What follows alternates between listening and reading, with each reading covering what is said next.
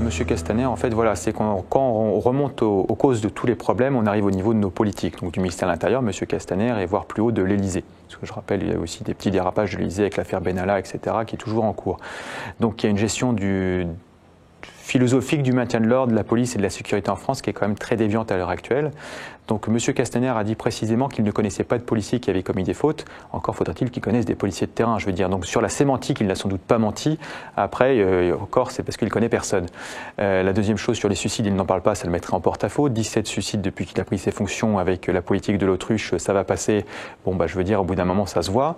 Donc M. Castaner essaye d'instrumentaliser tout ça, de nous envoyer au front. C'est-à-dire qu'on n'a jamais vu M. Castaner sur un mouvement gilet jaune, ou alors avant, ou alors après, pour nous dire merci. Quand on a besoin de se reposer, il n'y a personne. Quand on a besoin de formation, il n'y a personne. Quand on a besoin d'être écouté en dehors des 3 syndicats qui ont fraudé aux élections, il n'y a personne, il veut recevoir personne. Quand on veut débattre avec lui sur des différents médias ou journaux, il est toujours aux abonnés absents, il refuse parce qu'il a peur de la confrontation.